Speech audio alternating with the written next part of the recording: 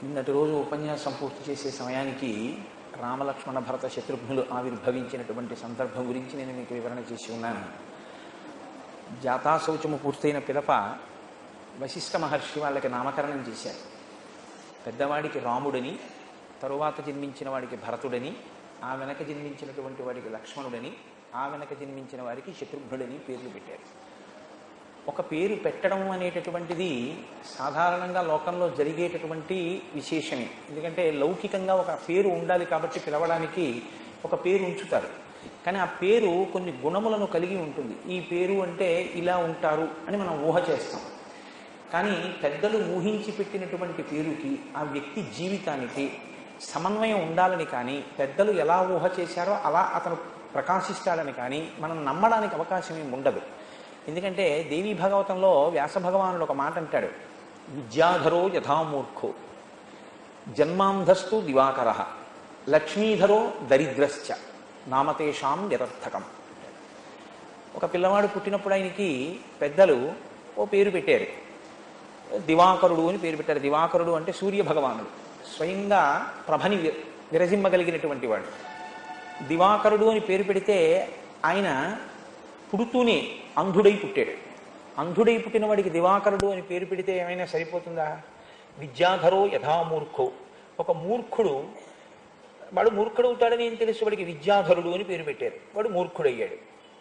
లక్ష్మీధరో, ఒక ఆయనకి లక్ష్మీధరుడు అని పేరు పెట్టారు, వాడు పరమదరిద్రుడయ్యాడు.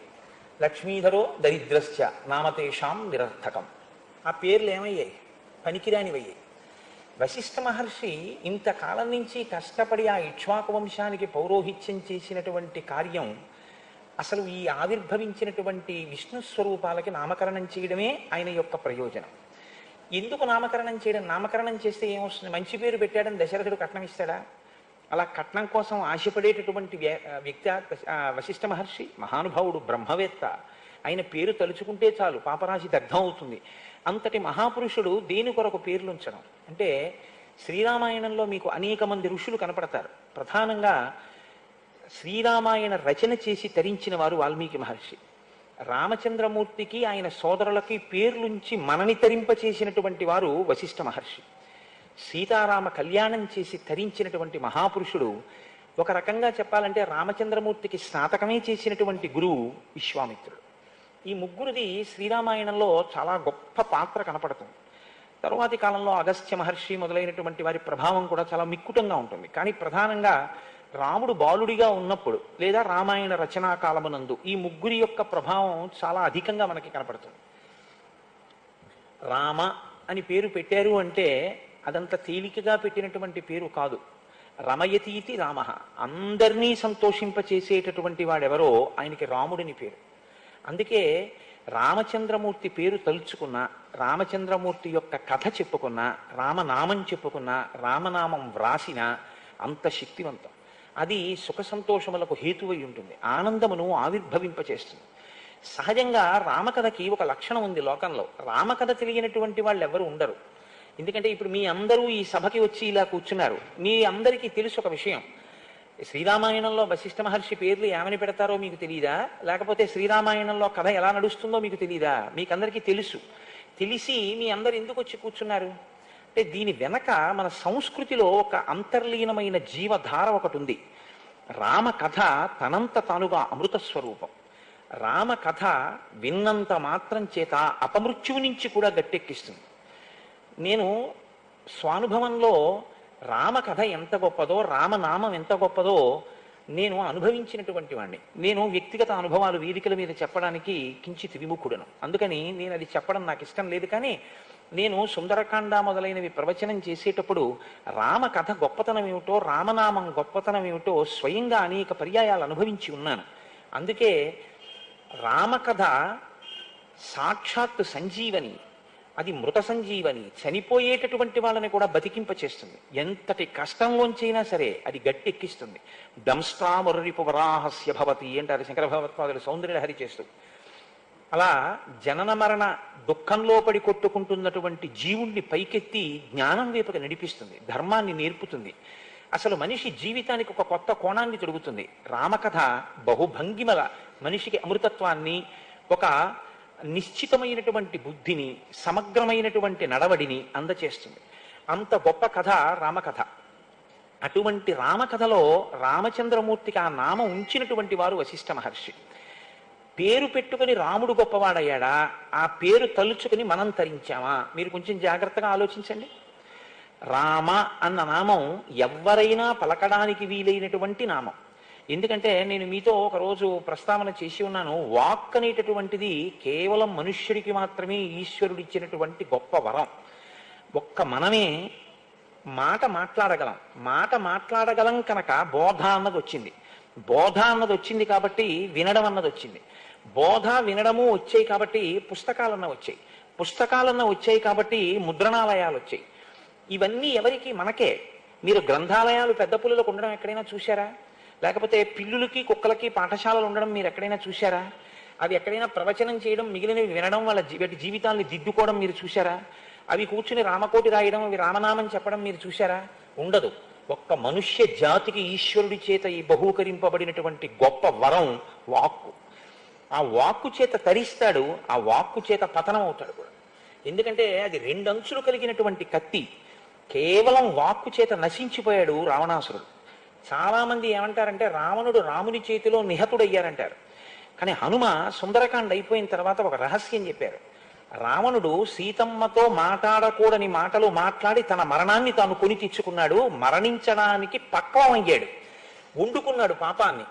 ఇప్పుడు నిమిత్తంగా రాముడు వెళ్ళి బాణం వేస్తే పడిపోయేటటువంటి స్థితికి చేరిపోయాడు రావణుడు. దేని చేత? ప్రతిరోజు అమ్మవారితో మాట్లాడకూడని మాటలు మాట్లాడాడు, అంతే. ఆ మాటలకి మరణించాడు. ఎప్పుడు మాట్లాడినా ఋషులు ఇలా అన్నారు, వేదం ఇలా అంది, పెద్దలు ఇలా అన్నారు అనడం తప్ప నేనిలా అంటున్నాను అని అనడం తెలియనివాడు రామచంద్రమూర్తి. తను ఒక పని చేస్తే తను ఎందుకు చేస్తున్నానో చెప్పవలసి వస్తే ఇది నేను ఎందుకు చేస్తున్నాను అని చెప్పినప్పుడు నా బుద్ధికి ఇలా తోచింది అని రాముడు ఎక్కడ అనడు రామాయణంలో. ఎప్పుడు చెప్పినా మీరు చూడండి, మా నాన్నగారు ఇలా చెప్పారు, మా గురువు గారు ఇలా చెప్పారు, ఋషులు ఇలా చెప్పారు, వేదం ఇలా చెప్పింది, అందుకు నేను ఇలా చేస్తానంటాడు. శాస్త్రాన్ని అనుసరిస్తాడు. అటువంటి రామనామం యుగాలు మారిపోయినా సరే అది తారకనామం అయిపోయి మనందరినీ కూడా ఉత్తమగతుల వైపుకి తీసుకెళ్లగలిగినటువంటి శక్తితో నిండింది. ఇంత గొప్ప నామాన్ని, అగ్నిబీజమైనటువంటి రకారాన్ని, అమృత బీజమైనటువంటి మకారాన్ని కలిపి రామ అనేటటువంటి నామాన్ని మనకి వశిష్ఠ మహర్షి అందించారు. ఆ తరువాత భరతుడు విభర్దీతి భరత, ఆయన భరించినటువంటి వాడు. దేన్ని భరించాడు అంటే రాజ్యాన్ని భరించాడు. ఎలా భరించాడు అంటే కేవలము నాది కాదన్న భావనతో భరించాడు. ఎందుకంటే లోకంలో ఒక స్థితి ఒకటి ఉంటుంది. ఒక సమున్నతమైనటువంటి అధికార పదవిలో కూర్చుని ఆ పదవిని నిర్వహణ చేసిన తరువాత వేరొకరి పనుపున దాన్ని నిర్వహించినా సరే, ఇంగ్లీష్లో అయితే ఇన్ఛార్జ్ అనొచ్చేమో, అలా నిర్వహించినా సరే దాని మీద ఒక అభిలాష, అనురక్తి ఏర్పడతాయి. మీకు నేను తేలిగ్గా ఒక ఉదాహరణ చెప్పాలి అంటే మీరు పట్టుకోగలుగుతారు. ఒక ఆయన ఆఫీసర్గా ప్రమోట్ అయ్యాడు అనుకోండి, ఆ ఆఫీస్కి అంతటికీ కూడా ఆయన బాస్. ఒక ఏడాది ఆయన అలా పనిచేశాడు. పనిచేసిన తర్వాత ఆయనకి రివర్షన్ వచ్చింది. ఆయన దగ్గర పనిచేసేటటువంటి వాడు లేదా ఇంతకాలం ఆయనతో ఉన్నవాడు ఆఫీసర్ అయ్యాడు. ఇప్పుడు తాను ఆఫీసర్ కాకుండా గదిలోంచి బయటికి వచ్చేసి ఓ టేబుల్ కుర్చీ దగ్గర కూర్చుని ఈయన పని చేస్తున్నాడు. అంత తేలికగా మనసు అంగీకరిస్తుందా?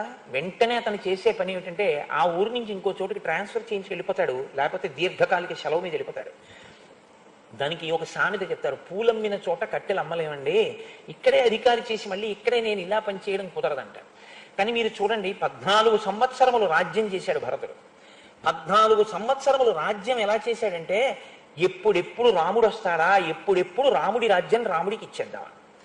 కాబట్టి ఆయనకి రాజ్యం మీద అనురక్తి లేదు. కాబట్టి రాజ్యం ఎలా పోతే అలా పోయింది, మనకెందుకని పరిపాలించాడని మీరు అనుకుంటున్నారా? ఇది రామరాజ్యం, రాముడి రాజ్యం. 14 సంవత్సరముల తర్వాత రాముడు వచ్చిన తరువాత దీన్ని నేను పరమ పదిలంగా మళ్ళీ రాముడికి తప్పచెప్పాలి. వ్యవస్థ పాడవకూడదు.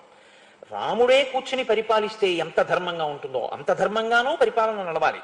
కానీ నేను కాదు, నా కొరకు కాదు ఈ పరిపాలన, ఎవరి కొరకు? మళ్ళీ తిరిగి రాజ్యాన్ని రాముడికి ఇచ్చేయాలి. ఈ భావనతో భరించాడు భరతుడు. ఇది అనితర సాధ్యమైనటువంటి ప్రజ్ఞ. అటువంటి భక్తి లోకంలో ఎవరికి ఉండదు. అందుకే పాదుకలు తీసుకొచ్చి సింహాసనం మీద పెట్టి తాను కింద కూర్చొని పరిపాలన చేశాడు. ఏమైనా కించిత్ రాగం అంటుకుందేమో చూద్దామని భారద్వాజ మహర్షి పరీక్ష పెట్టారు. ఆ పరీక్షలో నెగ్గాడైన. అంతటి గొప్పవాడు భరతుడు. అటువంటి స్థితిని పొందగలడు. ఊహించి పెట్టారు పేరు. ఆయన నిజంగా భరతుడయ్యాడు. లక్ష్మణుడు అంటే లక్ష్మీ సహితుడు. ఏమిటి ఆయన లక్ష్మి? శ్రీరామాయణంలో ఇద్దరు కనపడతారు మనకు అటువంటి లక్ష్మి కలిగినటువంటి వాళ్ళు. ఒకరు స్వామి హనుమ, లక్ష్మణమూర్తి. స్వామి హనుమని ఒకటికి 10 మార్లు శ్రీమాన్ శ్రీమాన్ అంటుంటారు మహర్షి సుందరకాండలో.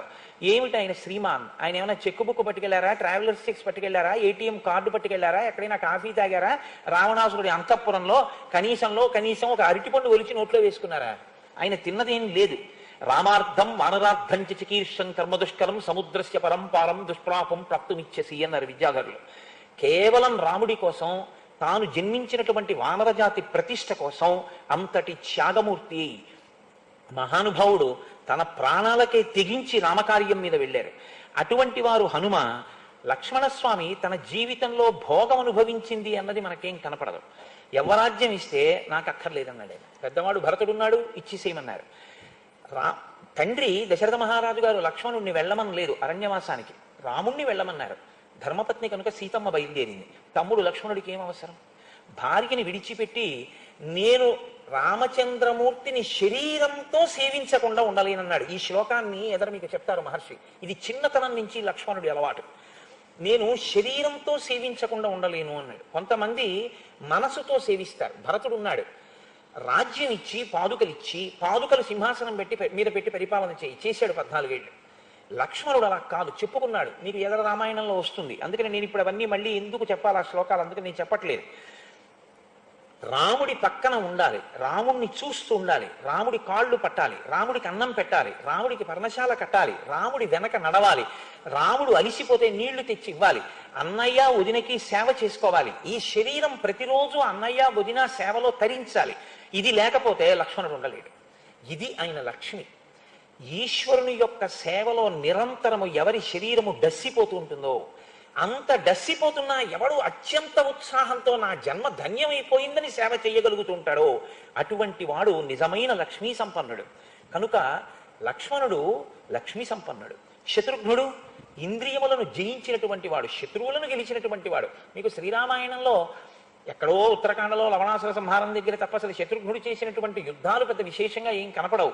మరి శత్రుఘ్నుడు అన్న పేరు ఎందుకు వచ్చింది అంటే, బాహ్యంలో ఉన్నటువంటి శత్రువుల్ని గెలవడం ఎవరికైనా తేలికే, పరాక్రమం ఉంటే. లోకములందియున్ గెలిచినాడవు, ఇంద్రియానీకము చిత్తమున్ గెలువనేరవు, నిన్ను నిబద్ధ చేయు భీషణ శత్రురార్దుల ప్రభిన్నుల చేసిన ప్రాణికోటిలో విరోధి లేడొకడు నిర్పున చూడుము ధనవేశ్వర అంటాడు ప్రహ్లాదుడు హిరణ్యకశిపుడితో. బయట శత్రువుల్ని జయించచ్చు, అంతఃశత్రువుల్ని జయించడం చాలా కష్టం. కామక్రోధోపి లోభశ్చ దేహే తిష్టంతి తస్కరాహ. ఇక్కడే ఉన్నారు. జ్ఞానరత్నాపహారాయ తస్మాత్ జాగ్రత్త అంటారు శంకర భగవత్పాదులు. వాళ్ళని గెలవడం ఎవ్వరికీ సాధ్యం కాదు. ఇంద్రియములను గెలవడం అంత తేలిక కాదు. ఇంద్రియాణి బలిష్టాని నియుక్తాని మానద అపక్వస్య ప్రకుర్వంతి వికారాం స్థాననేకశః భ్రమన్ సర్వతీర్థేషు స్నాత్వా పునః నిర్మలం మనోజావత్ తావత్ సర్వం నిరర్ధకం అంటాడు వ్యాసుడు దేవి భాగవతంలో. ఎన్ని క్షేత్రాలు తిరిగితే ఎవరికి కావాలి, ఎన్ని యాత్రలు చేస్తే ఎవరికి కావాలి అంటే చెయ్యొద్దని కాదు నా ఉద్దేశ్యం.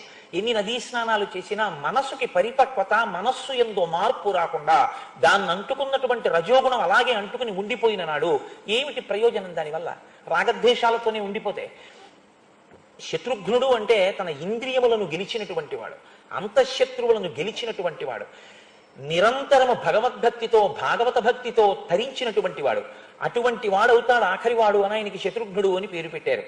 నిజంగా ఆనాడు వశిష్ఠ మహర్షి నోటి వెంట వచ్చినటువంటి పేర్ల బలం వలనలా తయారు చేసిందో, వాళ్ళలా అవుతారని ఊహించి వశిష్ఠ మహర్షి అంతటి మహానుభావుడు పెట్టినటువంటి పేర్లు ఎప్పటికీ అబద్ధం కాకూడదు కాబట్టి అలా జరిగిందో, ఈ రెండింటికన్నా బలీయమైన కారణం యుగాలు మారిపోయినా రామకథ చెప్పుకొని మనందరం తరించడం కోసం, రామనామం చెప్పుకోవడం కోసం ఆ నామం ఆ నలుగురు అన్నదమ్ములు అంత గొప్పగా తయారయ్యారో మన భాగ్య విశేషం. నిజంగా అంత గొప్ప పేర్లు మహానుభావుడు ఇచ్చాడు. వాల్మీకి మహర్షి అంటారు, తేషాంకేతురివజ్యేష్టో రామో రతికరప్పితు బభూవ భూయో భూతానాం స్వయంభూరివ సమ్మతః అంటారు. ఒక ధ్వజం ప్రస్ఫుటంగా కనపడుతుంది. మీరు ఒక దేవాలయంలోకి వెళ్ళారనుకోండి, ధ్వజస్తంభం కనపడుతుంది. ధ్వజస్తంభం కనపడింది అంటే అది దేవాలయం ఉన్న ప్రాంగణము అని గుర్తు. దేవాలయం ఉన్న ప్రాంగణము అని గుర్తు దేని కొరకు అంటే, ధ్వజం ఎత్తుగా ఎందుకు ఎగురుతుందంటే ఇక దాని సమీపంలో ఏ విధమైనటువంటి ఊరిరిగింపులు కానీ, ఇతర మేళతాళములు కానీ వెళ్ళకూడదు. ఎవరో ఊరిరిగింపుగా మేళతాళాలతో వెళ్ళిపోతున్నారు అనుకోండి, ఎంతటి మహాపురుషుడైనా పల్లకి దిగిపోవాలి. ఇంకక్కడ మేళతాళాలు చేయకూడదు. ఆలయ ప్రాంగణం దాటిపోయిన తరువాత మేళం చేయాలి. అక్కడ మేళం చేస్తే అది ఒక్క ఈశ్వర సేవ కొరకు. ఏవైనా రాజలాంఛనాలతో వెడుతున్న వాళ్ళు వాటిని విడిచిపెట్టవలసి ఉంటుంది. ఎందుకంటే ఈశ్వరుడు ఆయన మహానుభావుడు, ఆయన అఖిలాండ కోటి బ్రహ్మాండ నాయకుడు. ఈతడఖిలంబునకు ఈశ్వరుండై సకల భూతములలో ఉన్నత పొగలువాడితడు అంటాడు అన్నమాచార్య స్వామి. అలా అఖిలాండ కోటి బ్రహ్మాండ నాయకుడైనటువంటి వాడు లోపలున్నాడన్న దానికి గుర్తుగా పతాకం ఎగురుతూ ఉంటుంది. ఆ వంశం అంత గొప్పది, అన్నదమ్ములంత గొప్పవాళ్ళు, ఆ ఇల్లు అంత శోభతో ఉంది, అక్కడ వాళ్ళంత సంతోషంగా ఉన్నారు అనడానికి గుర్తా అన్నట్టుగా, ధ్వజమా పతాకమా అన్నట్టుగా స్ఫుటంగా, ఎత్తుగా, ప్రకాశవంతంగా, నలుగురు గుణవంతులైన ప్రస్ఫుటంగా తన గుణముల చేత సర్వభూతములను సంతోషింపచేస్తూ తేషాం కేతురివజ్యేస్తూ రామో రతికరప్పితు. ఆయన బభూవ భూయో భూతానాం, సమస్త భూతములు రామచంద్రమూర్తిని చూస్తే సంతోషించేవి. అలా ఉంటుందా సంతోషించడం అని మీకు అనుమానం ఉండొచ్చు, ఖచ్చితంగా ఉంటుంది. మీరు చూడండి, భగవాన్ రమణ మహర్షి ఆశ్రమంలో నా స్నేహితుడు ఒకడు ఈ మధ్యకాలంలో వెళ్ళి బాగా చీకటి పడిన తర్వాత చెట్టు కింద నించున్నాడు. ఏదో కారణానికి నించుంటే ఒక పెద్ద నాగుపాము ఒకటి అతని పాదాల నుంచి పాకుతూ వెళ్ళింది. కడుపు చల్లగా ఉంటుందంటారు పాముది, చాలా మంచు ముద్దలా ఉంది, ఏమిటిదని అతను చూస్తున్నాడు. చూస్తుంటే కాళ్ళ మించి పాకుతూ వెళ్ళిపోయింది. తల ఎత్తలేదు, అతన్ని ఏమీ చేయలేదు. కింద పాము వెడుతూ ఉంటుంది, పైన నెమళ్ళు ఆడుతుంటాయి రమణుల ఆశ్రమంలో. ఋష్యశృంగుడు తపస్సు చేసిన చోట కప్పకి పాము పడగ పట్టింది అంటే నిజమా అంటాం మనం. మీరు రమణ మహర్షి ఆశ్రమానికి వెళ్ళి చూడండి, ఆయన తపోబలం, అంతటి మహాపురుషుడు తిరిగాడినటువంటి ఆ ప్రదేశానికి ఉన్నటువంటి శక్తి, అది ఇప్పటికీ కూడా పరస్పర విరుద్ధమైనటువంటి భావములు కలిగినటువంటి ప్రాణుల మధ్య సయోధ్యని చేకూరుస్తుంటుంది. ఆ ప్రాణులు తమ మధ్య ఉన్నటువంటి వైరాన్ని మరిచిపోతాయి. కారణం ఏమిటంటే అన్ని భూతముల యందు బ్రహ్మమును చూసి తాను అలా రమించినటువంటి వ్యక్తి తిరుగాడినటువంటి భూమి. ఆ ప్రదేశానికి అటువంటి ప్రకంపన, అటువంటి వైశిష్ట్యం ఏర్పడుతుంది. కాబట్టి రామచంద్రమూర్తిని చూస్తే కూడా సమస్త ప్రాణులు సంతోషాన్ని పొందేవిట. విశ్వామిత్రుడు ఆశ్రమంలోంచి వెళ్ళిపోతుంటే పక్షులు, జంతువులు కూడా ఆయన వెంట వెళ్ళాయి. ఆయన వాటితో చెప్పాడు, వెళ్ళిపోండి వెనక్కి, మీరు ఆశ్రమంలో ఉండండి, నేను వెళ్ళిపోతున్నాను హిమాలయ పర్వతాలకి, మీరు ఇక్కడ సుఖంగా ఉండండి అని చెప్పాక అవి వెళ్ళాయి. పక్షి భాషలో మాట్లాడా, జంతు భాషలో మాట్లాడా అక్కర్లేదు. వాళ్ళు హృదయములతో మాట్లాడుకుంటారు. అది బ్రహ్మన్ అంటే. వాళ్ళు సర్వభూతముల యందు ఈశ్వరుణ్ణి చూస్తారు. మనము అభిషేకం చేస్తాం, ఒక బ్రహ్మర్షి అభిషేకం చేస్తాడు. తేడా ఎక్కడొస్తుందో తెలుసా అండి? మనం అభిషేకం చేస్తే మంత్రం, పదార్థం ఈ రెండే మనకు ఉండాలి. మనం అభిషేక మంత్రం అయిపోతూ ఉంటుంది. నమచ్చోరాయచ శిష్యాయచ భైమ్యాయచ శిఖత్యాయచ ప్రవాహ్యాయచ వృక్షాయచ హరికేశాయోపవీతినే పుష్టానాం పతజే నమో నమో అంటాం. మన పృష్ఠభాగాన్ని తీసుకెళ్లి అదే చెట్టుకు ఆనించి మనం నిలబడతాం. ఒక నిజమైనటువంటి బ్రహ్మవేత్త దృష్టిలో ఆ చెట్టు ఈశ్వరుడు, దాని ఆకులలోని ఆకుపచ్చతనం ఈశ్వరుడు యొక్క వెంట్రుకలు. కాబట్టి ఆయన చెట్టుకి కాలు పాటించి నిలబడలేడు. ఆయన నిజమైన అభిషేకం చేసినవాడు. కేవలం పదార్థాలు పోసి మంత్రం చెప్పిన వాడిది కాదు అభిషేకం. ఎవరిది అభిషేకం అంటే పైన ఎలా ధారాపాత్రలోంచి పడుతోందో అలా బ్రహ్మభావన నిరంతరము ఇక్కడ పడుతున్నటువంటి వాడు ఎవడున్నాడో వాడు బ్రహ్మముతో సమన్వయం అవుతుంటాడు. వాడికి ఏం చేస్తున్నా ఈశ్వరుడు కదులుతూ ఉంటాడు. పానీయంబులు త్రాగుచున్, కుడుచుతున్, భాషించుతున్, హాసలీలా నిద్రాదులు చేయుచున్, తిరుగుతున్, లక్షించుతున్, సంతత శ్రీనారాయణ పాదపద్మజుగళీ చింతామృతాస్వాద సంధానుండై మరచంచురారిసుతుడే తద్విశ్వమం భువరా అంటారు పోతన గారు ప్రహ్లాదుడి గురించి. ఏది చేస్తున్నా ఈశ్వరుణ్ణి సమన్వయం చేసుకునే శక్తి ఉంటుంది. జపో జల్ప శిల్పం సకలమపి ముద్రా విరచన గతి ప్రాదక్షిణ్యాక్రమణ వశనాద్యాహుతి విధి ప్రణామ సందేశ సుఖమఖిలమాత్మార్పణ దృశ అంటారు శంకర భగవత్పాదులు సౌందర్యలహరి చేస్తూ. ఆయన మాట మాట్లాడితే మంత్రం, ఆయన నడిస్తే ప్రదక్షిణం, ఆయన చెయ్యి కదిపితే అది ముద్ర. ఎందుకవుతోందంటే లోపల ఆయనకున్నటువంటి బ్రాహ్మీ స్థితి, బ్రాహ్మీమయమూర్తులు అంటారు విశ్వనాథ సత్యనారాయణ గారు. అటువంటి స్థితిని పొందినటువంటి మహాపురుషులు ఎవరున్నారో అటువంటి వారి యొక్క భావమును భూతములు కూడా అర్థం చేసుకుంటాయి. భూతములు అంటే నా ఉద్దేశం ప్రాణులు. అవి కూడా వారి పట్ల అటువంటి ప్రేమ పెంచుకుంటాయి. భగవాన్ రమణులు ఆశ్రమంలో ఉంటే ఒక కోతి చిన్న చిన్న పిల్లలతో వచ్చి చెట్టు మీద కూర్చుని కిచకిచలాడుతూ ఏడుస్తోంది. దాన్ని కొట్టబోయారు. ఈయన వెళ్ళి ఆ కోతి కిచకిచకిచకిచమంటూ చెట్టు కొమ్మ మించి ఆయన వంక చూసి కిచకిచలాడుతోంది. ఆహా ఆహా అంటూ ఆయన ఏడుస్తున్నారు. అంతా అయిపోయింది, ఆ కోతి వెళ్ళిపోయింది పిల్లల్ని పట్టుకుని. అడిగారు ఆశ్రమంలో ఉన్న వాళ్ళు, కోతి ఏం కిచకిచలాడింది, మీరెందుకు ఏడ్చారని. దానికి ఒక కూతురుట. ఈ మధ్యనే అల్లుడు కూతురు కలిసి సంతోషంగా ఉంటే పిల్లలు పుట్టేయట. అనుకోకుండా హఠాత్తుగా ప్రమాదం జరిగి కూతురు అల్లుడు కూడా మరణించారట. ఈ చంటి పిల్లల్ని నేను పోషించవలసి వచ్చింది వృద్ధాప్యంలో. భగవన్ నాకు ఎంత కష్టం వచ్చిందో చూడండి అనేది నాకు చెప్పుకోవడానికి వచ్చింది. దాని కష్టం విని నేను విచలితుడనయ్యాను అన్నారు. వారు బ్రాహ్మీమయమూర్తులంటే వారిని చూసి భూతములు సంతోషిస్తాయని అంటే కావ్యం మీరు ఆశ్చర్యపడవలసిన అవసరమే ఉండదు. అది చేరవలసిన స్థితి. మనుష్యుడుగా పుట్టినటువంటి వాడు చేరవలసిన స్థితి. ఏ రాగద్వేషములు నేర్చుకోవడానికి మీకు పాఠశాల ఉండదు, అవి జన్మాంతర సంస్కారంగా వచ్చేస్తాయి. రాగద్వేషములు తొలగించుకోవడానికి గురుబోధ వినాలి. రాగద్వేషములు తొలగించుకోవడానికి మీరు కావ్యపఠనం చేయాలి. రామాయణం ఎందుకు చదవాలి అంటే రాముడు ఎలా ప్రవర్తించగలిగాడో అలా నేనేమైనా కొంతవరకు ప్రయత్నించగలనా, నేను ప్రవర్తించగలనా, నేను అలా కొంతలో కొంతైనా ఈశ్వర దర్శనం చేయడం అలవాటు చేసుకోగలనా, దాని కొరకు తేషాంకేతురివజ్యేష్టో రామో రతికరప్పితు. ఎంత పెద్ద మాటో చూడండి. తండ్రికి కొడుకు పుట్టడం గొప్ప విషయం కాదు, కానీ తండ్రి గారి పరువు ప్రతిష్టలు నిర్ణయింపబడేది కుమారుని వలనే. మీరు జ్ఞాపకం పెట్టుకోండి. ఎందుకో తెలుసా? తండ్రి శ్రీరామనవమి ఉత్సవాలు అవుతున్నాయంటే ఓ పందిట్లోకి వెళ్ళాడు. అయ్యా మీరు వచ్చారు, ఏమైనా విరాళం ఇవ్వండి, అన్నదానం చేస్తామని నవరాత్రులు అయిపోయాకన్నారు. ఒక 100 రూపాయలు రాసి మా అబ్బాయి దగ్గర అడిగి పుచ్చుకోండి రేపు అన్నాడు. ఆ మరునాడు ఆయన సంధ్యావందనం చేసుకుంటున్నాడు. వీళ్ళ రసీదు పట్టుకెళ్ళి వాళ్ళ అబ్బాయికి ఇచ్చి, నాన్నగారు 100 రూపాయలు రాశారండి ఇస్తారా అన్నారు. ఆయనకేం పని పాడా, రిటైర్ అయ్యి 10 ఏళ్ళు అయింది. కనపడ్డ చోటల్లా రాస్తాడు. రాస్తే మీరు రసీదు ఇచ్చేయడమేనా? ఇచ్చేవాడిని నేను, నన్ను అడిగి రాయాలా, ఆయన మాట ఇస్తే రాయాలా? ఆయన్ని అడిగి పుచ్చుకోండి, ఏమి ఇస్తాడో చూతురు కానీ అన్నాడు అనుకోండి. ఆ తండ్రి గతంలో ఎంత ప్రతిష్ట సంపాదించుకున్నవాడైనా సరే ఆయనంటూ బాధపడి ఆ రోజు మరణించినంత ఖేదం పొందేది ఎప్పుడు అంటే కొడుకు మాటల వల్ల. కొడుకు రతికరప్పితు, తండ్రిని సంతోషింపచేశాడు రాముడు. దేని చేత? ఒక్కటే, రామా ఇలా రా, ఏ నాన్నగారని ఎందుకు ఇప్పుడు కాదు, పరిగెత్తుకుంటూ వెళ్ళి నేను నిలబడ్డాను. ఇది ఎంత దూరం వెళ్ళిందంటే, రామా నీకు రాజ్యం ఇస్తున్నాను రేపు, ఎందుకు నాన్నగారండి అడగలేదు. రామా నీకు రాజ్యం ఇవ్వట్లేదు, ఎందుకు ఇవ్వరు నాన్నగారండి అడగలేదు. ఇస్తానన్నది నాన్నగారే, ఇవ్వనన్నది నాన్నగారే, నాన్నగారికి ఆ హక్కు ఉంది. ఇది రాముడండి. ఇది రతికరప్పితు, తండ్రికి సంతోషం. అప్పుడు నాన్న నాన్న అని మీరు బుజ్జగించి కొడుకు ఏదరిగితే అది ఇచ్చినప్పుడల్లా నాన్నగారండి నాన్నగారండి అంటే కొడుకు గొప్పవాడు కాడు. కొడుకు చేద్దామన్న పనిని కారణం చెప్పకుండా తండ్రి పిలిచి నువ్వు అది చెయ్యొద్దు అని చెప్తే, మా నాన్నగారు మహాత్ముడు, పెద్దవాడు, నన్ను కన్నవాడు, నా విద్యాబుద్ధులు నేర్పినవాడు, నా యోగ్యత చూసినవాడు, ఆయన ఎందుకు వద్దన్నారో నేను చేయను. ఏమంటే కనుక్కోండి ఎందుకు వద్దన్నారో, నేను అడగాలా? అడగక్కర్లేదు, మా నాన్నగారు వద్దన్నారంతే అన్నాడు అనుకోండి, ఆ తండ్రికి గజారోహణం చేయించినట్టుంది. చాలు నాకు అటువంటి కొడుకని. రతికరప్పితు. ఇది రాముడు అనుకుంటున్నాడా నేను తండ్రి గారి మాట వింటున్నానని? రాముడి వలన నేను నా తండ్రితనం శోభించిందని దశరథుడు అనుకుంటున్నాడా? దశరథుడు అనుకోవాలి. మీరు జాగ్రత్తగా గుర్తుపట్టండి.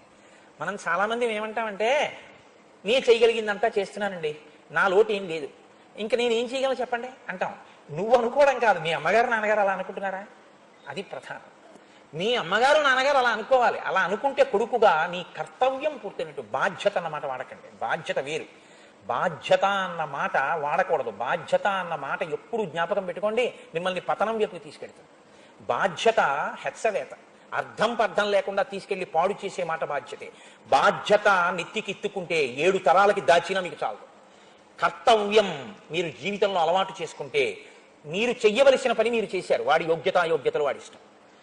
నా కొడుక్కి ఇంజనీరింగ్ ఫీజు కట్టాను, ఇంజనీరింగ్ కాలేజీలో జాయిన్ చేశాను, ఒక హాస్టల్ చూశాను, వాడి అడిగిన రూమ్లో పెట్టాను, పుస్తకాలు ఇచ్చాను.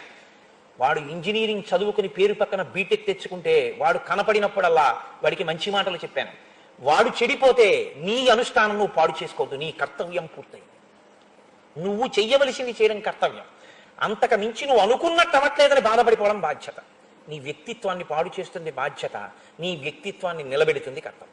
అందుకే మనిషి ఎప్పుడు కర్తవ్యనిష్టతో నిలబడాలి. మీరు చూడండి, ఎప్పుడు మాట్లాడినా మన శాస్త్రాలు కర్తవ్యం అన్న మాటే మాట్లాడతాయి. కర్తవ్యం దైవమాన్హికం. లే సంధ్యావందనం చెయ్యి, చేయకపోతే కర్మ శిష్యుడిది. ఎంతవరకు విశ్వామిత్రుడు చెప్తాడంతే, వినకపోతే విశ్వామిత్రుడు ఇలా వేళ్ళు విరవకూడదు. చూసామండి, చెప్పానండి, రాముడు లేవలేదండి, నీ పని నువ్వు చేసుకో బస్. ఒకనాడు వృద్ధిలోకి వస్తాడు, ఒకనాడు చేస్తాడు. నా వెంట వచ్చాడుగా, అదే గుర్తు మార్పుకి. ఒకనాడు చక్కటి స్థితిని పొందుతాడు, లోపల మాత్రం మంచి ఆశీర్వచనించి నువ్వు కదిలిపోకు. ఇది కర్తవ్య నిష్ట. కాబట్టి తేషాం కోయతరివజ్యేష్టో రామో రతికరప్పితు బభూవ భూయో భూతానాం స్వయంభూరివ సమ్మతః సర్వే వేద విదశూరాః సర్వే లోకహితే రతాః సర్వే జ్ఞానోపసంపన్నాః సర్వే సముదితా గుణైః. చాలా పెద్ద శ్లోకం అండి ఇది, చాలా పెద్ద శ్లోకం, నిజానికి చాలా గొప్ప శ్లోకం ఇది. నాకైతే అనిపిస్తుంది ఈ శ్లోకం నేను అనేక పర్యాయాలు కళాశాలల యందు ఉపన్యాసాలు ఇవ్వడానికి వెళ్ళినప్పుడు నేను ఈ శ్లోకాన్ని ఎక్కువగా ఉదాహరిస్తుంటాను. సర్వే వేద విదః శూరాః. ఒక అధ్యాపకుడు, ఆచార్యుడు, గురువు, మీరే పేరుతో పిలవండి, కించిత్ భేదం, ఒక బోధ చేసేటప్పుడు ఆయన ఉద్దేశ్యం ఏమిటి అంటే అది అందుకోవాలి ఎదురుగుండా ఉన్న వాళ్ళని. తప్ప ఇప్పుడు నేనే శ్రీరామాయణం మీద 4 మాటలు చెప్పడానికి వచ్చాను. నా ఉద్దేశ్యం ఏమిటి? నాకు తెలుసున్నది అన్నది ఏదైనా ఉంటే మీ అందరితో దాన్ని పంచుకోవాలి అన్నది నా ఉద్దేశ్యం. నాకు తెలుసునని కానీ మీకు తెలియదని కానీ కూర్చున్నవాడని మాత్రం కాదు. నేను మిమ్మల్ని అడ్డు పెట్టి చెప్పుకుని ధన్యుడినవుతాను అని. ఒక గురువు బోధ చేస్తే వాడు ఆవలించి కునుకుతున్నప్పుడు ముఖ్య విషయాలు చెప్దాం, వాడు వినకుండా మిగిలిన వాళ్ళు వింటారని చెప్పడం. అందరూ వినాలనే చెప్తాడు. మరి అందరూ ఎందుకు సమాన స్థాయిలో అందుకోలేకపోతున్నారు? మీరు గమనించండి. అంటే గురువు యొక్క హృదయాన్ని, దానికే ఈ రెండిటికి మధ్యలో వచ్చే మాటని శాస్త్రం ఏమందంటే శ్రద్ధ అని పిలిచింది. మా గురువు గారు మాట్లాడుతున్నప్పుడు నేను వినకపోతే, నా దృష్టి ఇతర విషయముల వైపుకి వెళ్ళిపోతే నేను నా జీవితంలో అత్యంత ప్రయోజనకరమైనటువంటి విషయాన్ని పోగొట్టేసుకుంటాను. కాబట్టి వినడం తప్ప, శృణ్వం తపః భద్రం కర్ణేభిః శృణయామ దేవాః అంటాం. మా చెవులు భద్రముగా ఉండుగాక, ఎప్పుడూ ఈ మాటలను వినుగాక. అలా వినడంలో మనసు వైక్లభ్యాన్ని పొందిందనుకోండి, ఇక్కడతో చాలు. ఇంకా ఆయన చెప్పితే మాత్రం మనకెందుకు అనిపించింది అనుకోండి, మీ స్థాయి శ్రద్ధ ఉన్నవాడి స్థాయిని పొందదు. గురువుగారి దగ్గర మీరు కూర్చుంటారేమో కానీ గురువుగారి హృదయాన్ని మాత్రం మీరు పుచ్చుకోలేరు. అందుకే శృంగగిరి పీఠాన్ని అధివసించినటువంటి చంద్రశేఖర భారతీ స్వామి వారు మాట చెప్తుండేవారు, మమ్మల్ని జగద్గురువు అని ఎందుకు పిలుస్తారో తెలుసా? మేము ఈ జగత్తంతా వెళ్ళి అందరికీ బోధ చేస్తామని కాదు. నేను ఇక్కడ ఉండి మాట్లాడుతుంటే నా మాటని పట్టుకుని తన అనుష్ఠానాన్ని దిద్దుకుని నా మీద నమ్మకంతో, నా మాట మీద నమ్మకంతో తనని తాను దిద్దుకుని నేను చెప్పిన మాటలో ఆ బాటలో నడిచిన వాడెవడో వాడు నాకు శిష్యుడు. ఎప్పుడూ నా పక్కనే ఉన్నా నా మాట మీద లక్ష్యం లేనివాడు, నేను చెప్పిన దాని మీద నమ్మకం లేనివాడు నా పక్కనే ఉన్నా వాడు నాకు శిష్యుడు కాలేడు. వాడు కాకూడదని నేను అనలేదు, వాడు కాలేకపోయాడు. ఎందుకంటే మధ్యలో శ్రద్ధ అడ్డొచ్చింది. ఇంకోటి ఇక్కడ లేడు. చంద్రశేఖర భారతీ స్వామిని నేను ఆయన శరీరంతో ఉండగా దర్శించలేదు. అనేక పర్యాయాలు చంద్రశేఖర భారతీ స్వామి వారు చెప్పిన మాటల్ని నేను వాడుతూ ఉంటాను. రామకృష్ణ పరమహంస మాటలు వాడతాను, శంకర భగవత్పాదుల మాటలు వాడతాను. వాడుతున్నాను అంటే నేను శంకరుని చూశానా, నేను చంద్రశేఖర పరమాచార్య స్వామి వారిని చూశానా, నేను చంద్రశేఖర భారతీ స్వామిని చూశానా? నేను చూడలేదు మాంసనేత్రంతో. చూడకపోయినా నాకు వారి మాట స్ఫురణలోకి వచ్చింది అంటే ఆ స్థాయిలో నాకు వారి మాట మీద ఒక గురి ఉంది, ఒక విశ్వాసం ఉంది. అందుకే పుస్తకంలో ఉన్నది విద్య కాదు, మీ గుండెలలోకి వచ్చింది అనుష్ఠానం. పుస్తకం, గురువుగారు చెప్పిన పుస్తకం ఇంట్లో పెట్టుకుంటే మీకు ఎంతవరకు పనికి వస్తుంది? పుస్తకం గభాల గూట్లోంచి లేచి అడ్డంగా వచ్చి నువ్వు ఈ పని చెయ్యొద్దు అని మీకు అడ్డుపడలేదు. శ్రీరామాయణం పుస్తకాన్ని అక్కడ పెట్టి మీరు తాగిన ఎంగిలి కాఫీ కప్పు కూడా రామాయణం పక్కన పెడితే రామాయణం గభాలను ఎగిరి పక్కబల్ల మీదకి వెళ్ళదు. కానీ మీ సంస్కారం బయటికి వస్తుంది. ఎంగిలి కప్పు పెట్టవలసిన ప్రదేశానికి శ్రీరామాయణం పక్కన ఎంగిలి కాఫీ కప్పు ఉంచడానికి రెండిటికి మధ్యలో భేదం ఏమీ లేదు. అంత పవిత్రమైన వస్తువు అన్న భావన మీకుంటే అసలు మీ చెయ్యి ఎంగిలి కప్పు అక్కడ పెట్టడాన్ని అంగీకరించదు. ఇంకొక మాట చెప్తాను, కాఫీ తాగిన చేత్తో రామాయణాన్ని మీరు ముట్టుకోలేరు, చేతులు కడుక్కుని రామాయణం ముట్టుకుంటారు. కారణం ఏంటంటే మీకు దాని మీద ఉన్న విశ్వాసం. నేను ఒకసారి ఒక ఆశ్చర్యకరమైన సందర్భం చూశాను. చంద్రశేఖర పరమాచార్య స్వామి వారి అనుగ్రహ భాషణాలు చదువుకుంటున్నాడు నా మిత్రుడు. నేను ఒకసారి వాళ్ళ ఇంటికి వెడితే మడి కట్టుకుని ఇలాంటి బల్ల మీద పెట్టి అతను చదువుకుంటున్నాడు, దర్భాసనం వేసుకుని. నేను అనుకున్నాను ఏదో పారాయణ చేస్తున్నాడు అనుకున్నాను. అయిపోయిన తర్వాత అడిగా, ఏం చదువుతున్నావో మిత్రమా అని. అంటే పరమాచార్య స్వామి వారి అనుగ్రహ భాషణాలు చదువుతున్నాను. దానికి మడిబట్ట కట్టుకుని చదువుకుంటున్నావేమి అన్నాను. అంటే ఆయన నాతో అన్న మాటకి నేను తెల్లబోయాను. పరమాచార్య స్వామి వారి అనుగ్రహ భాషణం నేను చదివితే పరమాచార్య స్వామి వారు నా ఎదురుగుండా వచ్చి కూర్చుని మాట్లాడినట్టే కదా కోటేశ్వరరావు గారు. అది నేను చదువుతుంటే అదేగా నా మనసులో పెడుతోంది.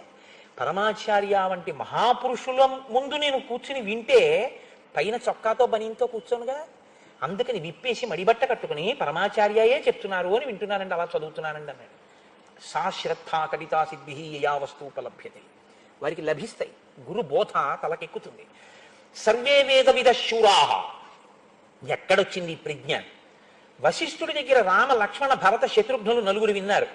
రాముడు నేర్చుకున్నంత లక్ష్మణుడికి రాలేదు, లక్ష్మణుడు నేర్చుకున్నంత భరతుడికి రాలేదు, భరతుడు నేర్చుకున్నంత శత్రుఘ్నుడికి రాలేదు అని మీరు చెప్పే అవకాశం రామాయణంలో ఉందా? లేదు. గురువు గారు ఏం చెప్పారో అది నలుగురికి సమానంగా వచ్చింది. అంటే ఇప్పుడు శ్రద్ధ నలుగురిది ఎటువంటిది? ఒక్కలాంటిది. ఇది ఎవరి అదృష్టం? తండ్రి అదృష్టం. ఎంత సంతోషపడిపోతారు ఆ తండ్రి.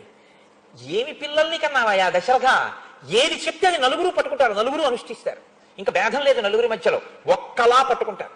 గురువు గారు చెప్పాక పరీక్ష రాస్తే నలుగురి ఆన్సర్ పేపర్ ఒక్కలా ఉంటుంది అన్నమాట. అంత బాగా అర్థం చేసుకున్నారంటే గురు హృదయాన్ని పట్టుకోగలిగినటువంటి శ్రద్ధ కలిగినటువంటి వారు.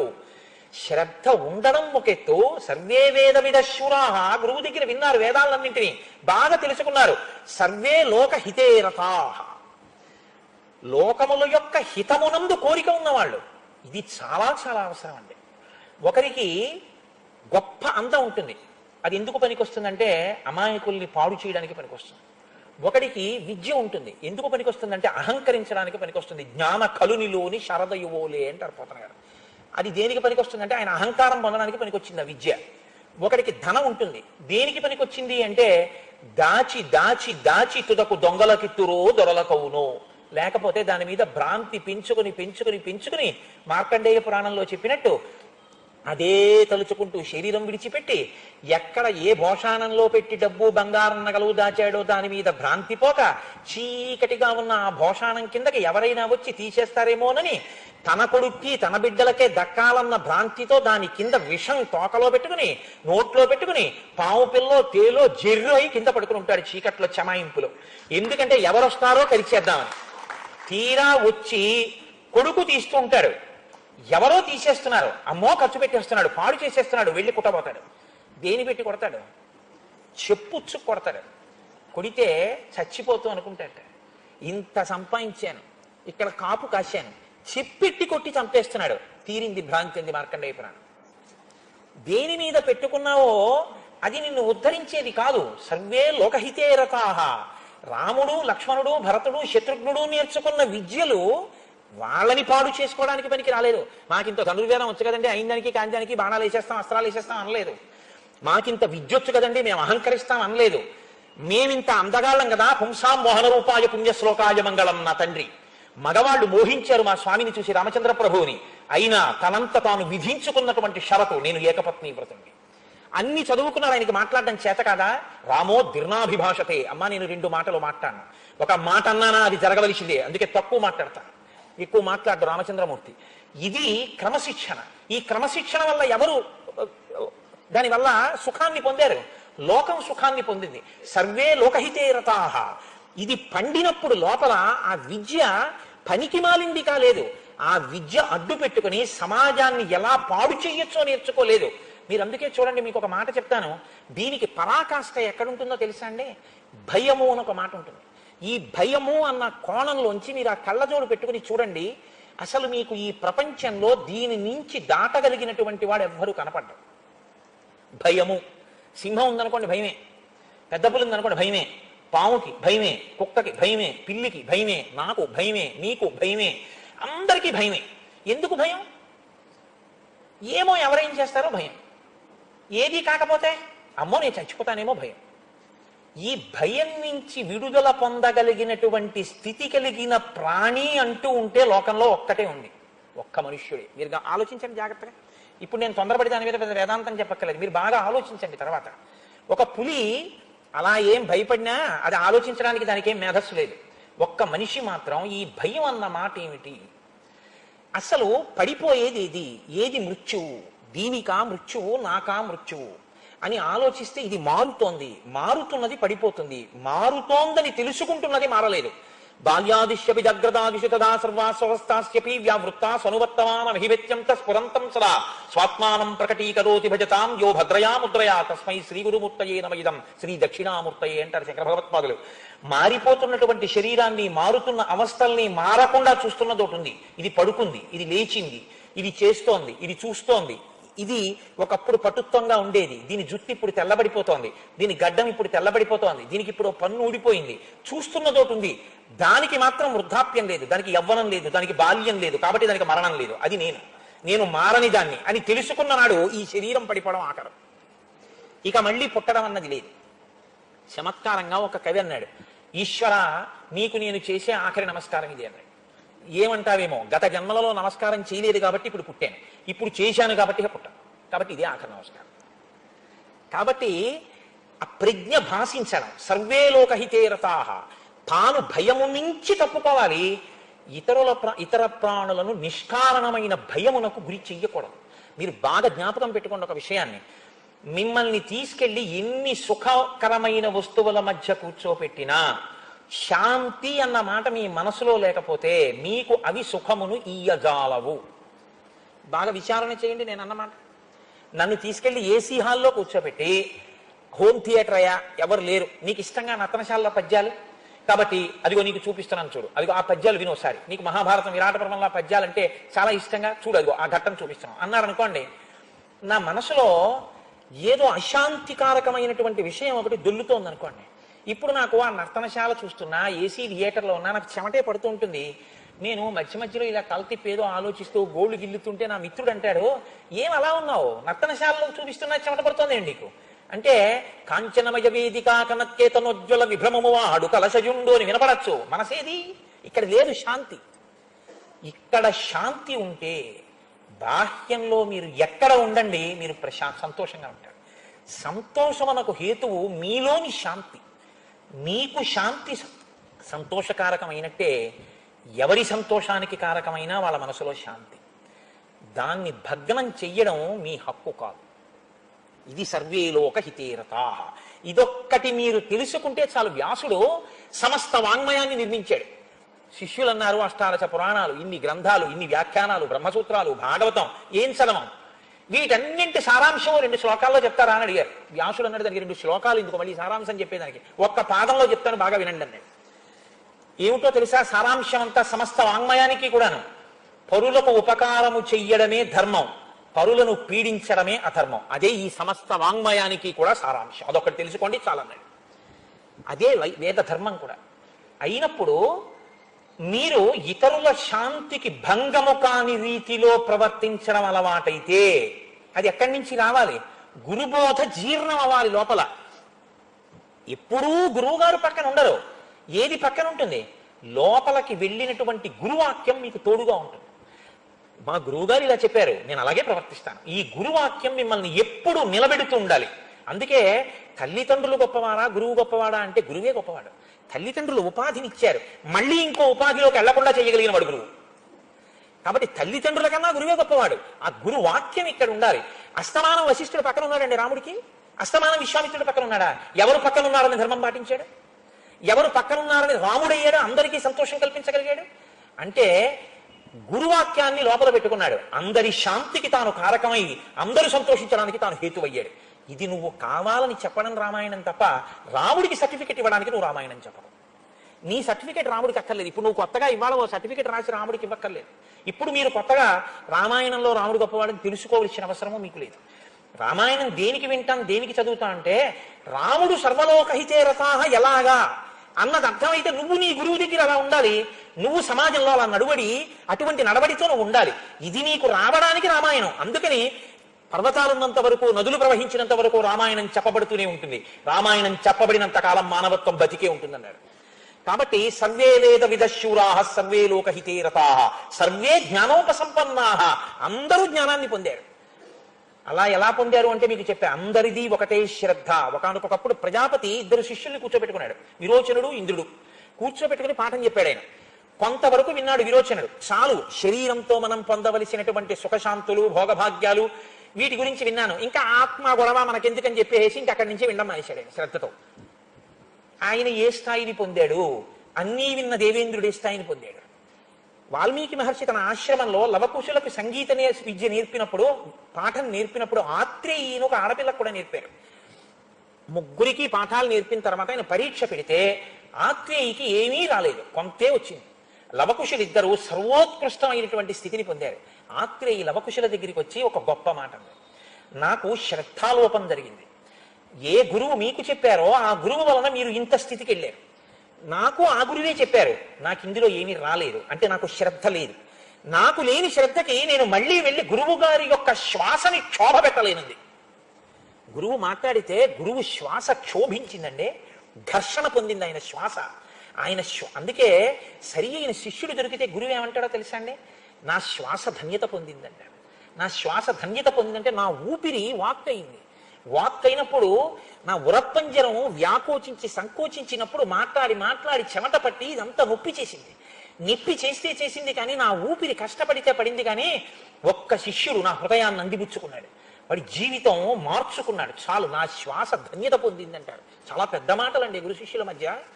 ఆత్రేయండి, నేను అగస్త్య మహర్షిని ఆశ్రయించి ఈసారి జాగ్రత్తగా నేర్చుకుంటాను. శ్రద్ధ మధ్యలో నాకు అందుకే తరచూ అనిపిస్తుంది, పిల్లలు వినవలసినటువంటిది శ్రీరామాయణం.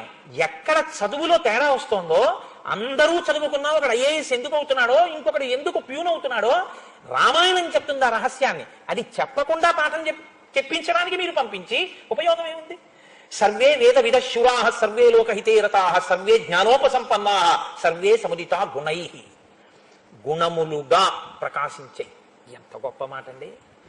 గురువు గారి మాట నిరంతరము జ్ఞాపకంలోకి వస్తోంది. జ్ఞాపకంలోకి రావడం వల్ల ఆ పని చేసేటప్పుడు మా గురువు గారు ఇలా చెప్పారు కాబట్టి నేను ఇలాగే చెయ్యాలని అంత జాగ్రత్తగానూ చేస్తున్నాడు. ఇప్పుడు అందరూ సంతోషిస్తున్నారు, అబ్బబ్బా ఎంత మంచివాడండి, ఎంత మంచివాడండి అంటున్నారు. ఇప్పుడు ఆ గుణం ప్రకాశించడానికి కారణం ఏమిటి?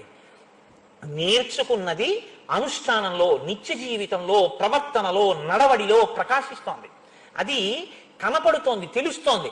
రంతిదేవుడికి నేర్పారు. రంతిదేవుడు ధర్మం గురించి నేర్చుకున్నాడు, పరోపకారం గురించి నేర్చుకున్నాడు. చిట్ట చివర ఆయన చేసిన ఉపకారానికి, ఇప్పుడు నేను రంతిదేవోపాఖ్యానం అంతా ఎక్కడ చెప్తాను, ఈశ్వరుడే ప్రత్యక్షమై నీకేం కావాలని అడిగాడు. ఆయన ఏం వరం అడిగాడో తెలుసా అండి? ఈ చరాచర జగత్తులో ఉండేటటువంటి సర్వభూతముల యొక్క కష్టాన్ని నేను భరించగలిగినటువంటి అదృష్టాన్ని నాకు ఇమ్మని అడిగాడు. ఇది పరోపకారం. ఆయనకి జీర్ణమైంది. ఒకడికి ఉపకారం చేసి ఒకటి కష్టాన్ని తాను పుచ్చుకుంటే వాడు పొందే తృప్తి తనకు అర్థమైంది. ఇది మనం అనుకరిస్తామంటే ఎలా కుదురుతుందండి? కుదరదు, జీర్ణం కావాలి. ఇది ఈ జీర్ణం అయ్యేటటువంటి స్థితి, గుణములుగా ప్రకాశించగలిగినటువంటి స్థితి, ఇది సర్వే సముదితా గుణై. శరణాగతి అంటే ఏమిటో, ఆర్తితో వచ్చి నిన్ను నేను చేరాను రక్షించు అని అడిగితే ఒక క్షత్రియుడు ఎలా ప్రవర్తించాలో నేర్పాడు వశిష్ఠుడు, నేర్పాడు విశ్వామిత్రుడు. చిట్ట చివర విభీషణుడే వచ్చాడు. తన భార్యను ఎత్తుకుపోయిన వాడి తమ్ముడు ఆకాశంలో నించున్నాడు. ఎవ్వరూ వద్దన్నారు. రాముడు అన్నాడు, ఒక బోయవాడికి ఒక పక్షి ఆశ్రయం ఇచ్చింది, క్షత్రియుణ్ణి నేనంతటి వాణ్ణి చేసి తీరాలి, విభీషణుడికి ఆశ్రయం ఇస్తున్నానన్నాడు. ఇప్పుడు రామచంద్రమూర్తి యొక్క గుణం ప్రకాశించిందంటే కారణం వెనకాతల గురువు గారి యొక్క బోధ జీర్ణమై లోపల ఉండిపోయింది. అలాగా అది లోపల ఉండిపోయింది కాబట్టి గుణములుగా ప్రకాశించింది. అలా కాకుండా సుచీంద్రంలో ధర్మరాజు గారు అంటారు, మీరు సుచీంద్రం క్షేత్రానికి వెళితే ధర్మరాజు గారి విగ్రహం ఉంటుంది, ఓ చీపురు పుల్ల మీకు ఇచ్చి ఆయన చెవిలో పెట్టండి అంటారు. అది ఎందుకంటే బాబు ధర్మరాజు గారి చెవిలో చీపురు పుల్ల పెట్టడం ఎందుకన్నారు అనుకోండి, మీరు పెట్టండి పర్వాలేదంటారు. మీరు ఆ చీపురు పుల్ల ఇట్నుంచి పెడితే ఇట్నుంచి బయటకు వచ్చేస్తారు. సుచీంద్రంలో ధర్మరాజు గారు అంటే ఆయన అంటారు, అంటే ఏమిటంటే ఆయన కూర్చుంటాడు, వింటుంటాడు, ఇందులో పొల్లు అక్కర్లేంది ఉంది అని ఆయనకు అనిపించింది అనుకోండి, ఆయన ఏం చేస్తాడంటే శ్రీ విద్యే శివభామ భాగ నిలయే శ్రీరాజరాజార్చితే అని లోపల స్తోత్రం చేస్తుంటాడు, పైకి అంటుంటాడు. కాసేపు ఆగి చెప్తున్నవాడు ఏదో అడుగుతాడు, ఏమన్నారు అంటాడు. 2-3 మాటలు అయ్యాక ఆయనకు అర్థం అవుతుంది, నేను పరధ్యానంగా ఉన్నాడు, వింటలేదని లేచి వెళ్ళిపోతాడు. మిగిలిన వారి మాటలన్నీ కూడా జంతువుల యొక్క, పక్షుల యొక్క కోతలు. గురువుగారి వాక్కు సింహ గర్జన అని అవి. ఎంత పెద్ద మాట చూడండి. పక్షులు బోల్డ్ అరుస్తుంటాయి, పట్టించుకుంటారేంటి మీరు? తెల్లవారకట్ట మీ పని మీది. ఏవో జంతువులు అరుస్తున్నాయి, ఎట్లా కుక్క అరుస్తోంది అంటారు, మీ పని మీరు చేసుకుంటారు. అదే ఒక సింహం ఒక కొండ కొన మీద కూర్చుని ఒక్కసారి ఇలా కలయి తిరిగి చూసి ఒక పెద్ద గర్జన చేసింది అనుకోండి, ఇక మళ్ళీ ఎక్కడ జంతువు ఉండదు, అన్ని పారిపోతాయి గుహల్లోకి. ఒక్కసారి గురువాక్యం కాని శ్రద్ధతో లోపలికి వెళ్ళింది అనుకోండి, కోట్ల కోట్ల జన్మల నుంచి లోపల తిష్టవేసినటువంటి సమస్తమైనటువంటి దురలవాట్లు, పిచ్చి పిచ్చి ఆలోచనలు ఎగిరిపోతాయంతే. గురువాక్యం తిరుగుతుంటుంది లోపల. అందుకే గురువాక్యం సింహ గర్జన అనేవారు భగవాన్ రమణులు. సర్వే వేద విదశూరా, వదిలిపెట్టేస్తాను శ్లోకం అక్కడతో. సర్వే లోకహితే రతాః సర్వే జ్ఞానోపసంపన్నాః సర్వే సముదితా గుణైః. అలా మహానుభావులు పెరిగి పెద్దవాళ్ళు అవుతున్నారు. గజస్కంధే అశ్వపుష్టే చ రథచర్యాసు సమ్మత ధనుర్వేదే చ నిరత పితృ శుశ్రూషణే రత. వాళ్ళు ప్రత్యేకించి రామచంద్రమూర్తి గజస్కంధి, ఏనుగు యొక్క కుంభస్థలం మీద కూర్చుని యుద్ధం చేయడంలో, అశ్వపుష్టేచ గుర్రం యొక్క వీపు మీద కూర్చుని యుద్ధం చేయడంలో ఆయన, అలాగే రథం మీద కూర్చుని యుద్ధం చేయడంలో, ధనుర్వేదంలో ఎంతటి ప్రజ్ఞని పొందినటువంటి వాడంటే పితృ శుశ్రూష చెయ్యడంలో, అంటే తండ్రి గారి యొక్క సేవ చెయ్యడంలో ఆయనే సాటి. అంతటి మహావీరుడుగా రూపుదిద్దుకున్నాడు. సర్వప్రియకరస్తస్య రామస్యాపి శరీరత లక్ష్మణో లక్ష్మి సంపన్నో బహిప్రాణ ఇవాపరః. ఈ శ్లోకం గురించే నేను మీకు విజ్ఞాపన చేశాను. వశిష్ఠ మహర్షి పేరు పెట్టడానికి కారణం ఇది. సర్వప్రియకరస్తస్య, రామచంద్రమూర్తి ఎప్పుడూ అందరికీ రమ్యమైనటువంటి మూర్తిగానే కనపడేవాడు. కానీ లక్ష్మణమూర్తి మాత్రం రామస్యాపి శరీరత, ఎప్పుడూ రాముడికి తన శరీరంతో కూడా సేవ చేస్తూ ఉండాలి. లక్ష్మణో లక్ష్మీ సంపన్నో, లక్ష్మణుడు లక్ష్మీ సంపన్నుడు. దేని చేత? ఎప్పుడూ ఆయన రామచంద్రమూర్తి కాళ్ళు పట్టకపోతే, రాముడితో కలిసి అన్నం తినకపోతే అది ఆయనకి భోజనం కాదు. వెనకటికి ఒక కవి అంటుండేవారట, మా ఊళ్ళో చూడాలి పౌర్ణమి చంద్రుడు అని. వాళ్ళ ఊళ్ళో పౌర్ణమి చంద్రుడిని చూడండి. పౌర్ణమి చంద్రుడు ఎక్కడైనా పౌర్ణమి చంద్రుడు కాడా అంటే కాదు, మా ఊళ్ళో పౌర్ణమి చంద్రుడే పౌర్ణమి చంద్రుడు అనేవాడు. ఎందుకంటే తను చదువుకున్న ఊరు, తను చదువుకున్నటువంటి ఇల్లు, ఆ ఇంటి అరుగు మీద కూర్చుని పౌర్ణమి చంద్రుడిని చూస్తే ఆయనకి పౌర్ణమి చంద్రుడిని చూసినట్టు ఉండేది. చూడండి, కొంతమంది అంటుంటారు, మా ఆవిడ లేదు 2 రోజుల నుంచి అసలు అన్నం తిన్నట్టు లేదండి అంటాడు. అన్నం తిన్నట్టు లేదేమిటి, తిన్నావుగా? ఆవిడ పక్కన లేదు, అందుకని ఆయనకి భోజనంలా లేదనమాట, బలం ఇవ్వలేదు. ప్రీతి ఆవిడ మీద ఉంది, అందుకని ఆవిడ చేత చారు అన్నం పెట్టినా ఆయనకి 5 బి కాంప్లెక్స్ ఇంజక్షన్లు చేయించుకున్నట్టు ఉంటుంది. అలా రామస్యాపి శరీరత, రాముడి పక్కన ఉండాలి లక్ష్మణుడు ఎప్పుడు. అంతగా సేవించాడు. ఏదో పక్కన కూర్చోవడం అంటే ఉత్తిన పక్కన కూర్చోవడం కాదు, ఆయనకి ఎప్పుడు సేవ చేస్తూ ఉండాలి. లక్ష్మణో లక్ష్మి సంపన్నో బహిప్రాణ ఇవాపరః. లోపల రాముడి ప్రాణం మనకి దర్శనీయం కాదు, కనపడదు. లోపల రాముడి ప్రాణాన్ని బయట చూడాలంటే లక్ష్మణుడిని చూడాలన్నారు. ఇది చాలా పెద్ద మాట తెలుసా అండి. లోపలి ప్రాణం పోతే ఏమవుతుందండి? శివమునకు షీకి కొమ్ము పైకి లేస్తుంది కదా. లక్ష్మణుడు వెళ్ళిపోతే ఏమవ్వాలి అప్పుడు? రాముడు బయట ప్రాణం అయితే రాముడి యొక్క శరీరమే పడిపోవాలి కదా. ఆయన పెట్టిన పేరు వృధా కాకూడదుగా. వాల్మీకి మహర్షి చెప్పారంటే నువ్వు చెప్పింది సత్యం అని చెప్పారుగా బ్రహ్మగారు. రామావతార పరిసమాప్తి చేయించవలసి వస్తే ఉత్తరాఖండలో మొదట లక్ష్మణుడిని తీసుకెళ్ళిపోయారు. అందుకే లక్ష్మణుడిని దూరంగా తీసుకెళ్ళిపోతే లక్ష్మణుడు రాముడిని విడిచిపెట్టి ఉండలేక సరయూ ప్రవేశం చేసేస్తే రాముడు కూడా ఉండలేక అవతార పరిసమాప్తి చేసేశాడు సరయులోకి వెళ్ళి. అందుకని ఆయన లక్ష్మణో లక్ష్మి సంపన్నో బహిప్రాణ ఇవాపరః నచతేన వినా నిద్రాం లభతే పురుషోత్తమ మృష్ణమన్న ముపానీతం అశ్నాతి నచతం వినా. రాముడు ఎటువంటి వాడు? ఇది మీరు కొంచెం జాగ్రత్తగా చూడాలి. లోకంలో ప్రేమ అన్నది ఒకవైపు నుంచి ప్రవహిస్తే దానికి అర్థం ఉండదు. ఆ నిర్బంధ ప్రణయము అని నేను అన్నాను అనుకోండి, హాస్యాస్పదమైన మాట కింద ఉంటుంది. అంటే బలవంతంగా నేను మిమ్మల్ని ప్రేమించమని అడగడం. అదేమిటి? మీరు నన్ను ప్రేమించడం అన్నది మీరు చేయాలి, అంటే మీరు నాకు నమస్కారం చేయడం అనేది మీరు చేయాలి. అంతేగాని మీరు నన్ను ప్రేమించండి అని నేను శాసించాను అనుకోండి, అది ప్రేమ ఎలా అవుతుందండి? వీడి ధూర్తతనం మండిపోను అని ఏదో చేయాలంతే. ఇది నిర్బంధ ప్రణయం ఎటువంటిదో, ఒకడే రెండో వాడిని ప్రేమించడం అటువంటిది. దానికి అర్థం ఏమి ఉండదు. ఇంకా యువతల వాడు తొలగతోస్తున్నా వాడు అలా వెంటబడి తిరుగుతుంటే అది కొంచెం లేఖితనం కింద, ఏమిటో పాపం ఆయన ప్రారంభం, ఆయన అలా తిరుగుతుంటాడు, ఆయన కసురుకుంటూ ఉంటాడు అనిపిస్తుంది. లక్ష్మణుడు రాముడి శరీరంతో సేవించకుండా ఉండలేడు, అంత ప్రేమ. మరి రాముడుట నచతేన వినా నిద్రాం, పక్కన లక్ష్మణుడు లేకపోతే రాముడికి నిద్ర పట్టదుట. ఇది ఒకటి బాగా గుర్తుపెట్టుకోండి. నిద్ర పట్టడం అన్న మాట మహర్షి వేశారంటే ఆయన అమాయకుడే వీలేదు. లోకంలో మీ అంత మీరు తెచ్చుకోలేనిది ప్రధానమైన వాటిల్లో నిద్రయే. ఎందుకో తెలుసా అండి? అన్నం తినాలంటే ఏదో నేను చేత్తో నోట్లో పెట్టుకుంటే ఏదో ఇష్టం ఉన్నా లేకపోయినా ఏదో మరి ఏం చేస్తాం, ప్రారంభం ఇదే దొరికింది ఇవ్వాలని చెప్పి ఇష్టం ఉన్నా లేకపోయినా తినేసి మంచినీళ్ళు తాగేస్తే కడుపు నిండుతుంది. నిద్రపోతాను 10 గంటల 10 నిమిషాలకు నేను నిద్రించుచున్నాను అని పడుకున్నాను అన్నమాట, పట్టద్దు. అది రావాలని ఏంటి? మీరు పడుకోవడం కాదు, అది మిమ్మల్ని ఆవహించాలి కదా. పడుకోవడం అంటే మీరు ఏం చేస్తారండి? నిద్రపోవడం అంటే మిమ్మల్ని అది ఆవహించడానికి ప్రతిబంధకములు ఏవి ఉంటాయో ఆ ప్రతిబంధకములను తొలగించి ఏర్పాటు చేసుకుంటారు. దోమ కుడితే నిద్ర పట్టదు, దోమలు కుట్టకుండా ఆలౌట్ పెట్టుకుంటారు. గాలి లేకపోతే నిద్ర పట్టదు, ఏసీ వేసుకుంటారు. మెత్తగా ఉండకపోతే నిద్ర పట్టదు, పరుపు వేసుకుంటారు. ఆ తర్వాత చలేస్తే నిద్ర పట్టదు, ఓ దుప్పటి కప్పుకుంటారు. తలగడ వాసన వస్తే నిద్ర పట్టదు, గలీబ్ మార్చుకుంటారు. చెమటకంపు కొడితే నిద్ర పట్టదు, ఓ శుభ్రమైన చొక్కా వేసుకు పడుకుంటారు. నిద్ర రాలేదు మీకు, అప్పుడు ఇవన్నీ ఏమైనట్టు? పరుపు నిద్ర ఇవ్వలేదా అండి మీకు అని అడిగాను అనుకోండి నేను. ఇప్పుడు పరుపు నిద్ర ఇవ్వడం ఏమిటి అని అడగరా? నిద్ర ఎందుకు రాదు అంటే భౌతిక ఉపకరణముల వలన కాదు నిద్ర వచ్చేది, మనస్సు ప్రశాంతంగా ఉంటే నిద్ర వస్తుంది. మీరు బాగా గుర్తుపెట్టుకోండి. అన్నీ ఉన్నా ఏదో మనస్సు అశాంతిగా ఉండి ఎలా ఉన్నారో ఏమిటో అది ఇది బెంగగా ఉందనుకోండి, రాత్రి 10 గంటలకి ఆర్ఏసీ ఏదో వెయిటింగ్ లిస్ట్ నెంబర్ 1 ఖచ్చితంగా కన్ఫర్మ్ అయిపోతుందండి అన్నారు. తీరా మీరు మీ అబ్బాయిని రాత్రి 9:30కి తీసుకెళ్ళి, నాన్నగారండి ఎలాగో రిజర్వేషన్ దొరుకుతుంది కదండి, ఎండన పడి వాడు పనులన్నీ చేసుకొచ్చి తల పగిలిపోతుంది నాన్నగారండి, రేపు ఆఫీస్కి వెళ్ళి బోల్డంత పని చేయాలి, రిజర్వేషన్ ఉంది కాబట్టి ఎక్కి పడుకుంటానండి అని వెళ్ళాడు. కన్ఫర్మ్ అవ్వలేదు. జనరల్ కంపార్ట్మెంట్ ఎక్కించారు. వాడు డోర్ దగ్గర నించున్నాడు. పొద్దున్న ఆఫీస్కి వెళ్ళిపోవాలి, ఒంటి కాలు మీద నించున్నాడు. మీరు ఇంటికి వచ్చారు, మీరు నిద్రపోండి నేను చూస్తాను. మీరెందుకు పడుకోరు? వాడు పడుకోపోతే మీ మనస్సు అని ఎందు ఉంది. వాడు నిద్రపోలేదు, వాడు ఒంటి కాలు మీద నించున్నాడు తలపోటుతో. ఎలా నిద్రపడుతుంది? లేస్తారు, అటు తిరుగుతారు, పిల్లాడు ఎలా ఉన్నాడో ఏమిటో సెలెక్ట్ చేస్తారు. అదేమో కవర్డ్ ఏరియాలో లేదంటుంటుంది. ఏమిటో పిల్లాడు ఎలా ఉన్నాడో, పాపం తలపోటున్నాడు, ఎండలో తిరిగాడు, పాపం ఏమిటో నిద్రపోతానన్నాడు, రేపు ఆఫీస్కి వెళ్ళాలి, ఎలా ఉన్నాడు, అదే ధ్యాస తప్ప అటు దొల్లుతారు ఇటు దొల్లుతారు. పక్కన ఉన్నాడు ఏమిటంటే అలా దొల్లుతారు, ఏంటి పడుకోరు ఏంటంటే పడుకోని నిద్ర పట్టట్లేదు లేవే అంటారు, విసుక్కుంటారు. తెల్లవారుతుంది 3ంటికో 4ంటికో అప్పుడు నిద్రపడుతుంది. తెల్లారి వాడు ఫోన్ చేసి అంటాడు, నాన్నగారండి మీకు తెలుసున్న టీటీఈ గారు ఒక ఆయన కనపడి ఏసీలో ఆయన బెర్త్ ఇచ్చారండి, దాని మీద పడుకుని నిద్రపోయానంటాడు. మీ కళ్ళు ఎర్రబడతాయి కదా. మీకెందుకు నిద్ర పట్టలేదు? మీ మనస్సుకి శాంతి లేదు.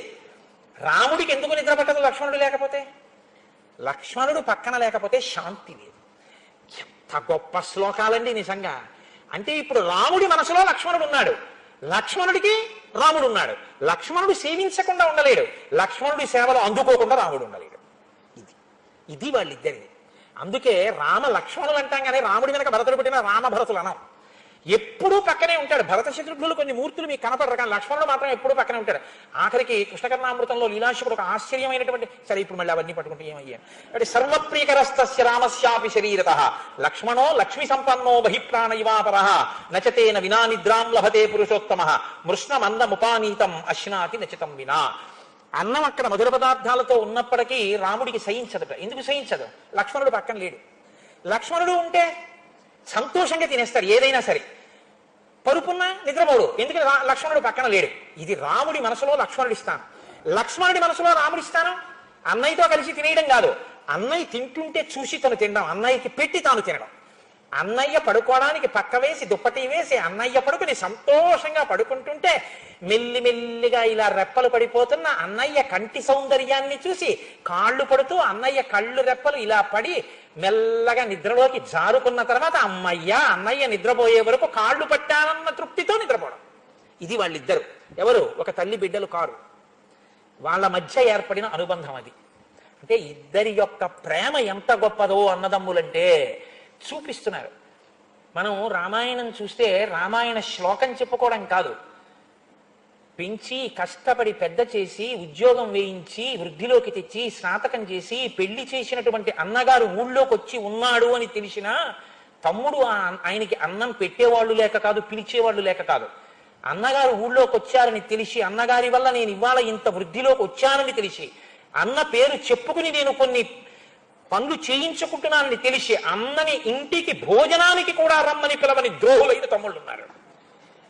అన్నగారు పెద్దవాడైపోతే కంటి ఆపరేషన్ చేయించుకోవడానికి పల్లెటూరు నుంచి పట్నం వచ్చి కంటి ఆపరేషన్ చేయించుకుంటాను రా, పొద్దున్నే వస్తాను, ఒక్కసారి ఆపరేషన్ చేయించుకున్న తర్వాత ఒక 2 గంటలు ఉంటాలట, నీ ఇంటికి వచ్చి ఉండి 1 గంటకు వెళ్ళిపోతాను అంటే, అన్నయ్య నేను ఆ రోజు ఇంట్లో ఉండనని చెప్పే తమ్ముళ్ళు ఉన్నారు.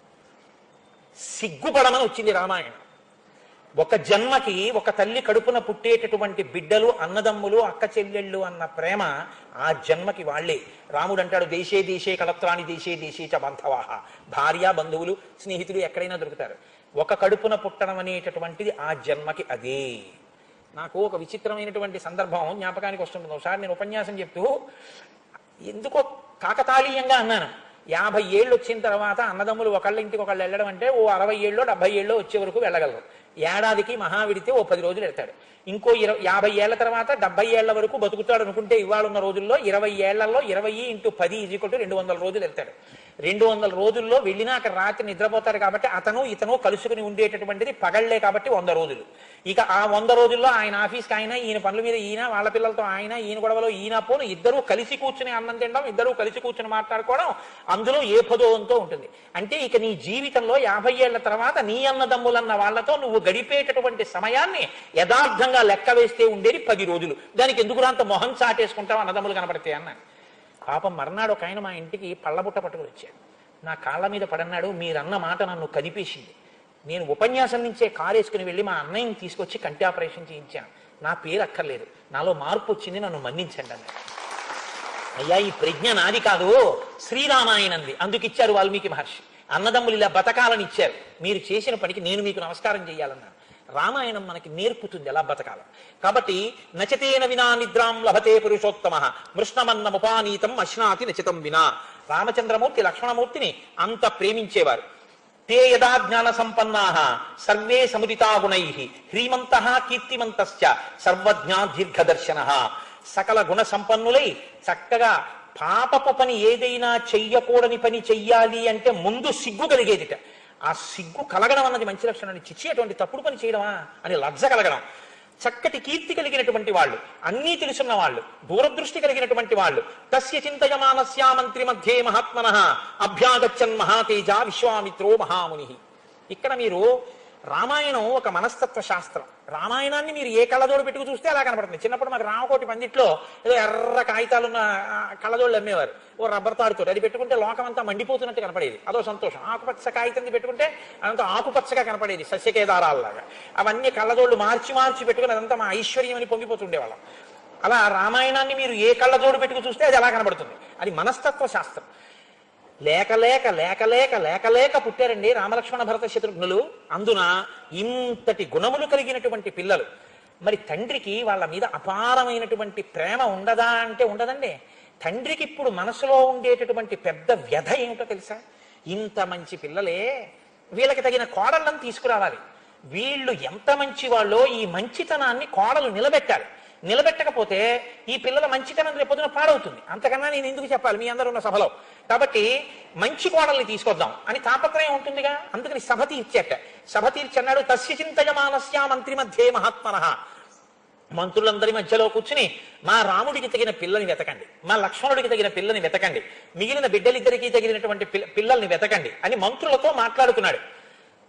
ఇంతలో వచ్చాట ఎవరు? అభ్యాగచ్చన్ మహాతేజ విశ్వామిత్రో మహాముని. మామూలుగా చెప్పలేదు మహర్షి, అభ్యాగచ్చన్ వచ్చారు. ఎవరు? మహాతేజ. ముందు పేరు చెప్పలేదు. అపారమైనటువంటి తేజో రాశి విశ్వామిత్రో మహాముని. మహాముని అయినటువంటి విశ్వామిత్రుడు వచ్చాడు. నేను మీతో మనవి చేశాను ఇంతకు ముందే. నామకరణం రామచంద్రమూర్తికి వశిష్ఠ మహర్షి చేస్తే అన్ని వశిష్ఠుడికైనా నేను చెయ్యాలని చెప్పి గబగబా పరిగెత్తుకొచ్చి తను చెయ్యవలసింది చేసేసిన వాడు విశ్వామిత్రుడు. సీతారామ కళ్యాణం కోసం వచ్చాడు ఆయన. రాముడికి స్నాతకం చేయడానికి వచ్చాడు ఆయన. గురువుగారు చేస్తారు స్నాతకం. స్నాతకం అంటే ధర్మం అంతా నేర్పుతాడు. అందుకే ఇక్కడి నుంచి ఈ రామాయణాన్ని మీరు వేరు కోణంలో చూడండి.